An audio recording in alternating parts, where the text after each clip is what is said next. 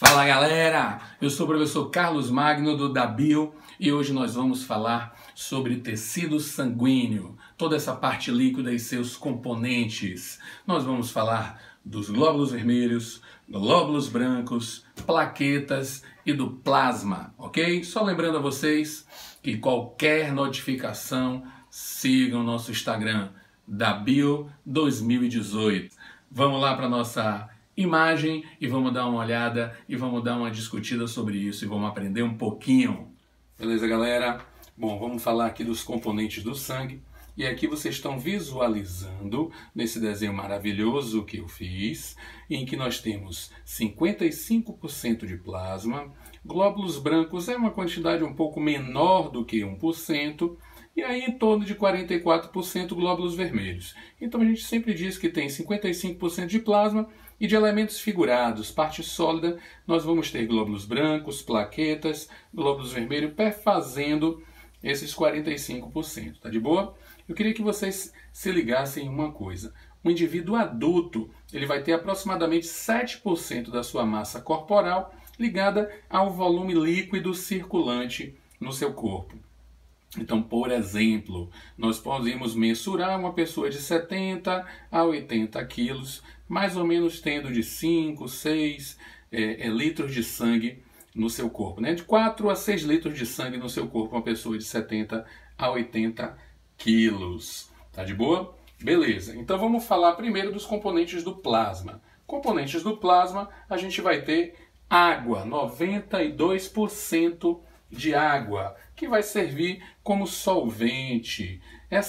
Esse plasma ele vai ter proteínas como albumina, globulina, fibrinogênio, que é importante para a coagulação, que a gente vai falar mais à frente, glicose, íons, lipídios, vitaminas, tudo isso vai estar compondo essa parte do plasma, gases, hormônios também, certo?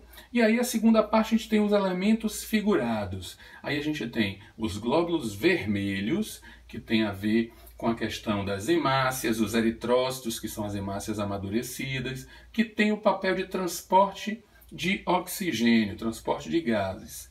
Nos glóbulos brancos, a gente vai ter os leucócitos, neutrófilos, linfócitos, monócitos, eosinófilos, basófilos, todos eles têm a ver com defesa imunitária. E aí nós vamos ter também as plaquetas, que tem a ver com a coagulação sanguínea. Vamos explicar um pouquinho sobre esses glóbulos vermelhos, que são as hemácias / eritrócitos. Como eu falei, as hemácias e eritrócitos, nós temos eritrócitos como se fossem as hemácias amadurecidas. Elas vão ter um formato de disco, ou seja, ela é anucleada, então ela vai ter um formato meio que bicôncavo mesmo. As hemácias nos mamíferos são anucleadas. Elas são formadas na medula óssea vermelha, por um processo chamado de hematopoese. Elas vão permanecer na circulação sanguínea de 90 a 120 dias. Depois elas vão entrar num processo de degeneração, vão envelhecer e vão ser reconhecidas e destruídas por células fagocitárias. Aonde, Magno? Baço, fígado são exemplos de onde elas serão destruídas. Tá bom? Os glóbulos vermelhos, eles têm todo o citoplasma formado, ocupado pela hemoglobina. A hemoglobina é uma proteína, é um pigmento respiratório. Por que isso? Porque, primeiro, vamos pensar aqui pela estrutura dela. Ela é formada por 4 cadeias polipeptídicas. Elas vão estar unidas a 4 grupos M.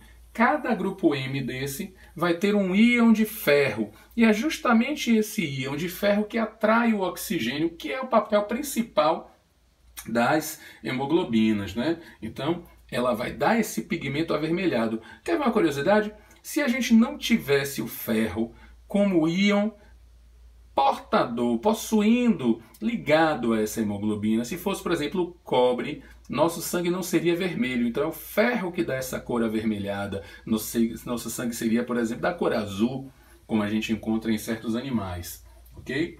Quando a contagem de glóbulos vermelhos está abaixo do valor de referência, você já se encontra com um caso de anemia. Nota! Essa anemia é conhecida como anemia ferrópriva ou anemia ferropênica. Não confundir com anemia falciforme, em que a hemácia tem um formato de foice da morte. Essa anemia falciforme é uma anemia de ordem genética. A anemia ferrópriva, como o nome já fala, existe uma privação do ferro, então é uma anemia carencial, tá bom? Beleza. Glóbulos brancos, nós vamos ter os leucócitos, que são produzidos a partir de células tronco pluripotentes. São produzidos a partir de células tronco pluripotentes no interior da medula óssea. Quanto às plaquetas, nós vamos ter o quê? A formação delas na medula óssea, em que nós temos células precursoras, são chamados megacariócitos, eles vão se romper e liberar fragmentos no sangue. Isso é exclusivo dos mamíferos. Outra coisa, pequena criança, plaqueta não é célula, é fragmento celular. E ela vai ter a ver com a coagulação sanguínea. O que é a coagulação sanguínea? Seria um processo para a oclusão do rompimento na parede do vaso. Por exemplo, uma agulhinha plim no seu dedo. Como é que vai acontecer? Vai acontecer o seguinte. Primeiro, vai ocorrer uma vasoconstrição na região anterior do local em que houve esse rompimento. Logo, o fluxo sanguíneo vai diminuir, isso vai evitar perda de volume de sangue. Agora, claro, isso vale para vasos de pequeno calibre. Artéria não, papai, pelo amor de Deus. Artéria aí, o sangue corre e ó, é morte. Beleza, continuando aqui rapidinho essa questão da coagulação. Então, as plaquetas vão se aderir às bordas da lesão por um processo de adesão, vão se unir umas às outras, se agregando. Aí a gente tem um outro processo, esse fibrinogênio vai se converter em fibrina, que é insolúvel. Forma uma rede de fibrina com aderência de plaquetas e glóbulos vermelhos. Então nós temos esses dois componentes importantes, o plasma, que é toda a parte líquida, e nós temos os elementos figurados, glóbulos brancos, glóbulos vermelhos e plaquetas. E aí, galera, espero que vocês tenham aprendido sobre esse componente, essa parte líquida do nosso sistema circulatório, que é o nosso sangue, ok? Mais uma vez, lembrando a vocês que esse é o nosso módulo da Bio, é a biologia definitiva. Cerca de 1.200 questões estão aqui com gabarito comentado para todos vocês. Trabalho de quase 5 anos, feito com muito carinho. Um beijo, um queijo e até a próxima!